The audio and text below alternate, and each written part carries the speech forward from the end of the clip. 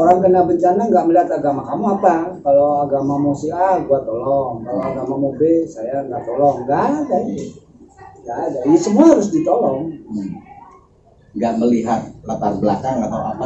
Ada, mau laki, mau perempuan, mau tua, mau muda, mau anak bayi, kita bantu. Sama itu ya. Harus sama kemanusiaan. Ini lagi rame sekarang saling melaporkan masalah galian C. Apakah punya pemerintah lokal dan pemerintahan daerah ini punya riset yang dalam bahwa galian C ini juga merupakan problematika untuk rusaknya bencana? Kalau sepintas memang bisa. Cuman jangan bilang, ya ini bagian merusak bencana, bagian risiko bencana di lokal gitu. Cuman harus ngomong juga by data, by riset gitu. Jangan sampai karena tidak suka sama seseorang terus ngelempar hal yang tidak berbasis data dan berbasis angka, tidak berbasis riset, itu bahaya. Maka ingatlah ketika kita sembarangan main dengan alam, berarti Anda tidak sayang anak cucu. Berarti Anda menelantarkan anak cucu, membuat bingung dan membuat miskin anak cucu. Di agama kita itu tidak boleh. Kita harus menjaga gen makhluk ini seawet mungkin, sehebat mungkin ke depan. Jangan malah semakin runyam. Kita harus punya tanggung jawab masing-masing orang menjaga alam. Assalamualaikum warahmatullahi wabarakatuh. Selamat apa ini namanya ya? Selamat pagi, siang, sore, karena saya nggak tahu kapan channel ini akan saya tayangkan, apakah di waktu pagi, siang, sore, atau malam. Yang penting konten ini muncul untuk memberikan pencerahan kepada sahabat dai dimanapun Anda berada.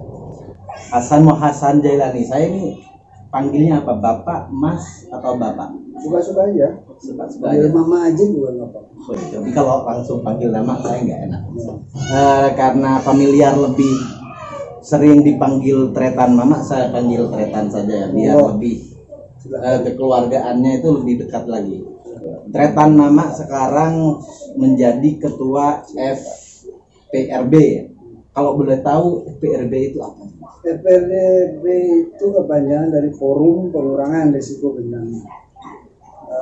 Forum ini berisikan banyak stakeholder di sana, dari teman NU, Muhammadiyah, non-Muslim, perempuan, mahasiswa, pengusaha, mahasiswi, tenaga kesehatan, macam-macam di situ.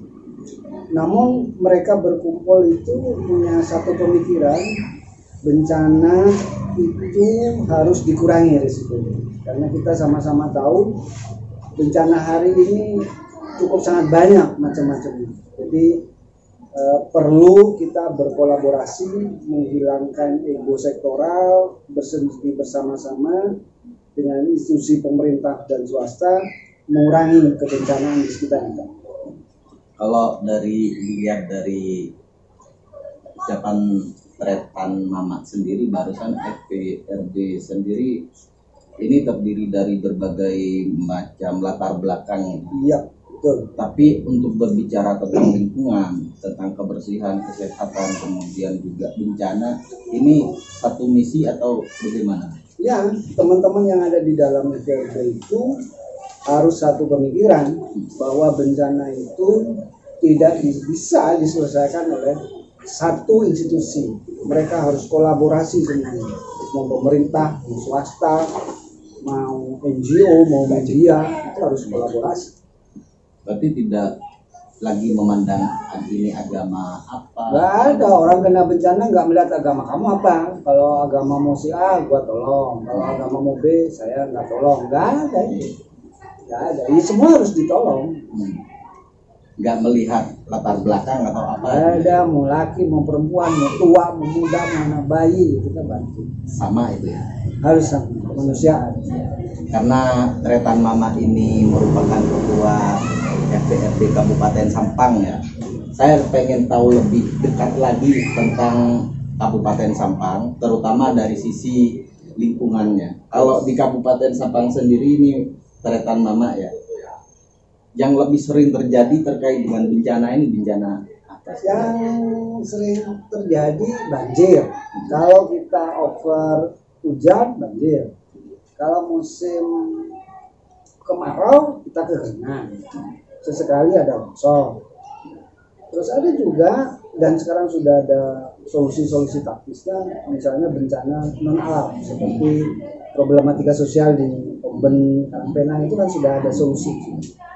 Nah itu saja, yang lain ya puting beliung, longsor, macam-macam itu tidak mendominasi. Yang mendominasi itu ya banjir, kekeringan, longsor, itu aja sekitar itu. Ada 9 isu, cuman yang dominan isu-isu 3-4 bencana ini. Dari isu yang paling dominan yang disebutkan tadi seperti banjir, kemudian juga ada kekeringan. Yes. Saya maunya lebih spesifik kepada banjir sendiri. Oke. Kalau banjir ini FPRB melihat bagaimana penyebabnya? Apakah ini ada faktor kesalahan manusia ya kan? Atau memang dari faktor alam? Kalau dari FPRB sendiri gimana versinya? Kalau secara umur FPRB ini secara nasional udah lama. Tapi kalau di Sampang ini baru ukuran 1-2 bulan. Dan sekarang proses legal formalnya itu lagi dibantu oleh teman-teman. Karena mitra strategisnya itu BPBD, itu FPRB di Sampang. Yang dominan memang banjir.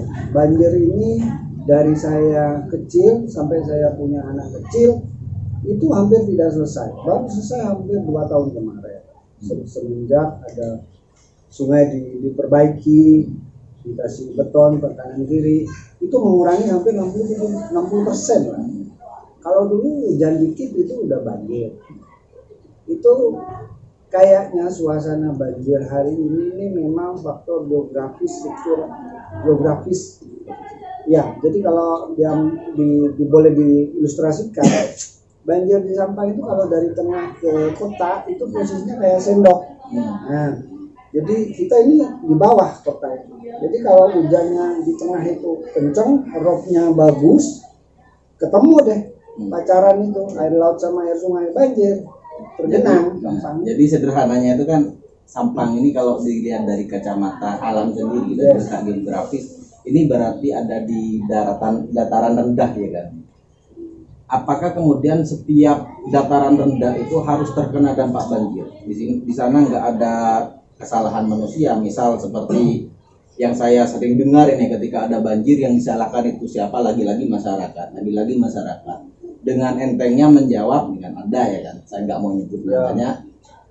Mereka menjawab apa penyebab banjir? Nih mereka buang sampah sembarangan. Lagi-lagi masyarakat buang sampah ke sungai. Apakah ada dan penyebab yang lebih besar daripada sampah? Kalau kajian kami tidak terlampau besar masalah sampah ini. Cuman kalau tidak segera diantisipasi bisa menjadi masalah besar. Bagian masalah. Terus kita tidak mampu hari ini mungkin loh ya, karena kita masih baru memanage air, jatuhnya air dari titik tengah yang di Robotal, Karangpena, Oben itu yang meluncur deras ke sini, kita tidak mampu memanajemen. Yang terjadi hari ini bahwa perbaikan kanan kiri sungai itu lagi diperbaiki, lagi kasih survei dan segala macam. Cuman kita belum pada pemikiran kalau kita over air banjir pada musim hujan kayak gini, kita belum berpikir bagaimana air itu tidak langsung terbuang ke laut. Harusnya diantisipasi, dipikir bagaimana cara solusi ketika stok air hujan tinggi, ketika stok air sungai tinggi dimanajemenin gitu loh. Sehingga kita tidak ada bahasa lagi harusnya ketika musim kemarau kita tidak kesulitan air. Nah mungkin kita kolaborasi memikirkan itu. Jadi Sampang ini saya melihatnya ya kalau dari sisi pemberitaan ada 2 kutub berbeda, Mas. Ya. Di mana 2 kutub berbeda ini saling bertolak belakang. Kalau kita ada di musim penghujan ya kan, kita dapat kiriman air yang sangat over itu sampai warna airnya itu warna coklat ya. Ya, kayak kopi susu. Iya, kayak kopi susu. Saya punya temen nih di Robetal ya kan. Teman di Robetal itu bilang gini, "Bos, saya ngirim banjir ya, ngirim air dari Robetal.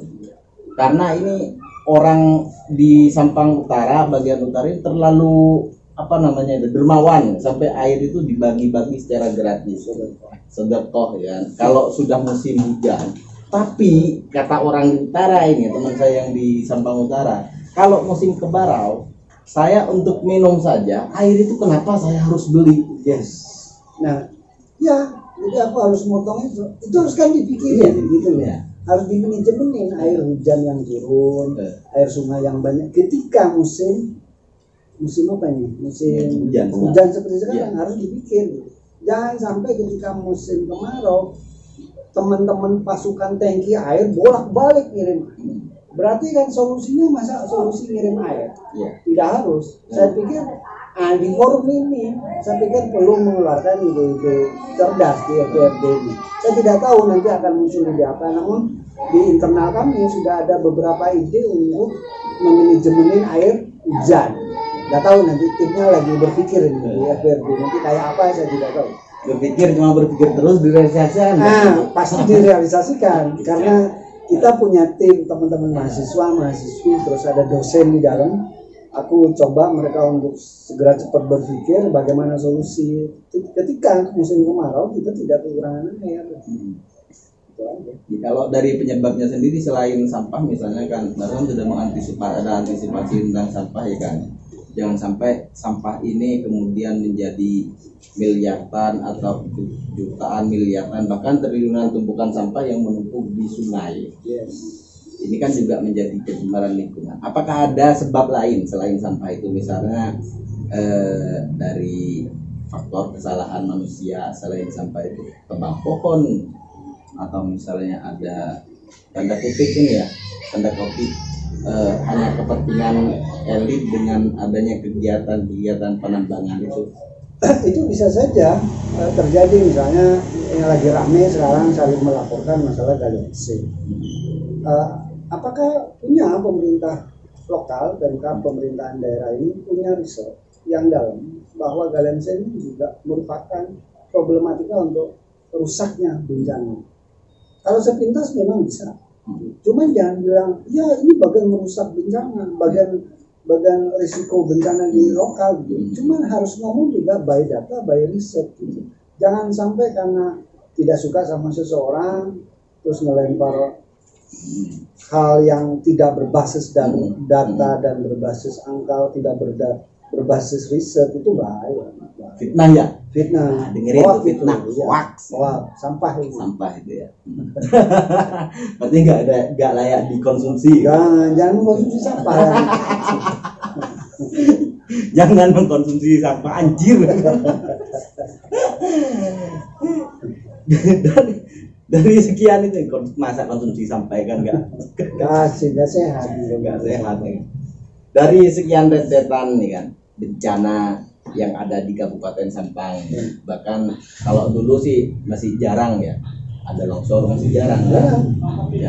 Banjir pun ya nggak terlalu besar. Kalau memang banjir ini sudah menjadi rutinitas tiap musim hujan, bahkan oleh warga Sampang sendiri ini Mas, yang mohon maaf, bahari itu kan Sampang bahari yang seharusnya bersih ya kan, agamis.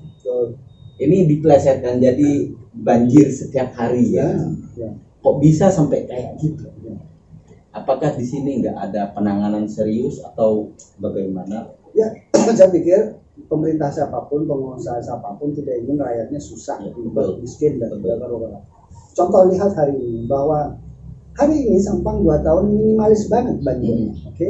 Tapi sampai lihat Bangkalan, Pamekasan, Sumeneb, hari ini rata-rata banjir. Padahal ketika Sampang itu banjir, 3 kabupaten ini tidak pernah mengalami banjir. Hari ini Sampang mengurangi banjirnya, tidak 100% habis itu banjir, cuma semakin minimal.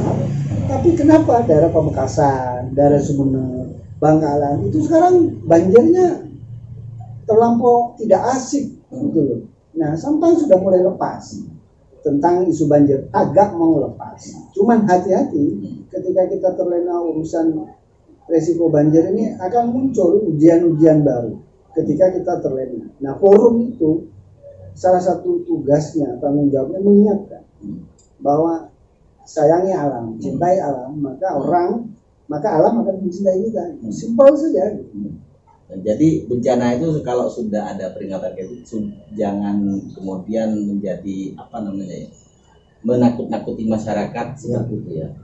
Terkait dengan ini Mas ya, barusan yang disampaikan sampai harus jaga lingkungan, jangan buang sampah sembarangan. Kemudian kalau buang sampah itu harus pada tempatnya. Lebih-lebih ya kadang-kadang karena kebiasaan ini ya, saya nggak mau bicara orang lain, saya sendiri. Sama, saya kadang-kadang teledor juga gitu loh. Ada selokannya kan, kayak minum ya langsung dibuang.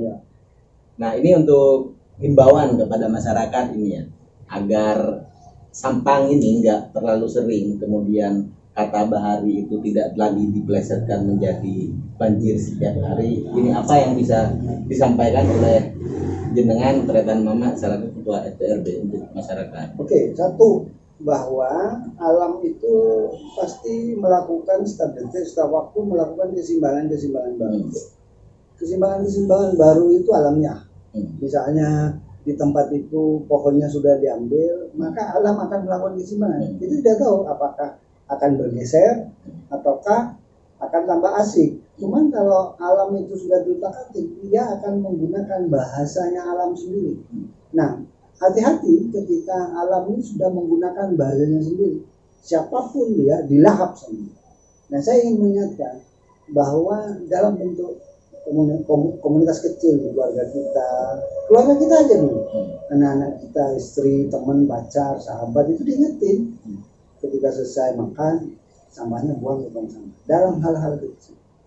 Bayangkan hari ini kita belum tahu sebenarnya berapa ton sih per bulan sampahnya.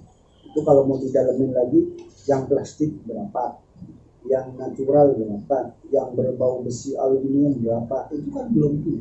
Saya belum tahu. Besok-besok kita akan main ke daerah, akan kita tanya seperti apa proses pemilahan sampah dan berdaya guna sampah. Kita tidak tahu. Apa cukup di tong sampah diambil cemplungin ke TKP? Apa itu sudah cukup? Tidak cukup. Tidak harus ada pengolahan lagi. Kita hari ini di negara-negara Eropa sampah itu diolah dan menghasilkan daya guna. Bahkan katanya sampah ini juga bisa mendatangkan pundi-pundi rupiah. Ya, ada di teman kami di EPRP malah melakukan itu. Jadi sampah itu dia jadiin duit. Jadiin duit. Ada. Saya berani ngomong gitu karena orangnya ada, timnya ada, duitnya ada. Gitu loh. Saya berani ngomong karena makhluknya itu ada. Yang bekerja di sampah itu ada. Jadi sampah itu nggak boleh dimakan ya. Kalau di awal kita nggak boleh makan sampah ya kan. Sekarang kita harus mengelola sampah, agar itu menghasilkan duit. Lagian juga bisa meminimalisir terjadinya banjir karena sampah juga menjadi salah satu pemicu terjadinya banjir di Kabupaten Sampang. Nah, kemudian ini untuk terakhir Mas ya, saya mohon maaf ya sudah mengganggu waktu sampean. Ya, mohon maaf. Sekali diganggu, tapi sampean juga jangan marah kalau saya ganggu. Gitu ya. Agak belas dendam nanti. Belas dendam ada. Ini close statement. Harapan jenengan untuk kedepannya terkait dengan bencana di Kabupaten Sampang ini. Ya, jangan pernah lalai menjaga alam. Kalau lalai, tunggu saja. Sudah banyak bukti, sudah banyak cerita, dan nggak usah dicoba-coba. Main-main dengan alam. Alam ini miliknya anak cucu kita. Saya pikir kita yang sosial kita ini menjaga alam. Karena yang nanti akan menggunakan alam ini, yang akan mengelola alam ini bukan kita lagi, tapi anak cucu kita. Jangan sampai pernah ada pemikiran ini ada air bersih banyak kita habis-habisin, jangan. Nanti mahal itu, bisa saja 1 liter itu harga air minum nanti itu bisa ada 500-700 ribu. Sangat mungkin kalau kita main-main tidak menghemat. Sangat mungkin besok-besok itu, hari ini mungkin hanya AC. Besok itu akan ada alat yang bisa saja kita beli sengaja karena oksigen kita kotor. Alat itu ditempel gitu. Sangat mungkin itu terjadi. Maka ingatlah ketika kita sembarangan main dengan alam, berarti Anda tidak sayang anak cucu. Berarti Anda menelantarkan anak cucu, membuat bingung dan membuat miskin anak cucu. Di agama kita itu tidak boleh. Kita harus menjaga gen makhluk ini seawet mungkin, sehebat mungkin ke depan, jangan malah semakin runyam. Kita harus punya tanggung jawab masing-masing orang menjaga alam. Agama apapun, karena saya juga akrab dengan beberapa teman yang dari non Muslim dan Muslim, dari NU, dari Muhammadiyah, kami juga ada teman Kristen juga, Protestan, itu sama bahasa, bahwa mereka juga punya tanggung jawab untuk menjaga alam. Satu frekuensi ya. Iya dong, harus satu frekuensi. Jenengan juga harus jaga alam ini. Jangan hanya yang ngomong, yang nanya juga harus jaga alam. Buang puntung rokok, jangan sembarangan gitu. Hal-hal yang simpel. Ada cerita, ada anak orang luar negeri ketika anaknya jalan-jalan ke Indonesia, konon katanya. Anak ini makan permen, makan biskuit, ketika habis di transportasi umum, si anak ini tidak membuang bungkusnya sembarangan. Dia malah membuat kecimpungnya dan taruh di kantong. Gitu. Ketika dia menemukan tempat sampah, maka bungkus tadi dia buang di tempat sampah. Sampai segitu. Jangan sampai seperti di Singapura, buang sampah puntung rokok 100, 200, 300 ribu didenda. Kita ini enak hidupnya. Di Indonesia ini rokok sembarangan, kadang-kadang nggak ada yang denda. Nah, makanya kenyamanan, keseimbangan hidup ini dijaga. Ya, karena nggak seimbang. Karena nggak seimbang, hati-hati gitu. Hati-hati. Oke, teman-teman dai, ini barusan saya sudah bincang-bincang tentang kebencanaan dengan Tretan Mamat selaku Ketua RB Kabupaten Sampang. Semoga konten ini bermanfaat untuk teman-teman yang dimanapun berada yang menyaksikan tayangan di channel Dakwah Informasi. Demikian saya ucapkan terima kasih kepada Tretan Mamat. Assalamualaikum warahmatullahi wabarakatuh. Salam tangguh.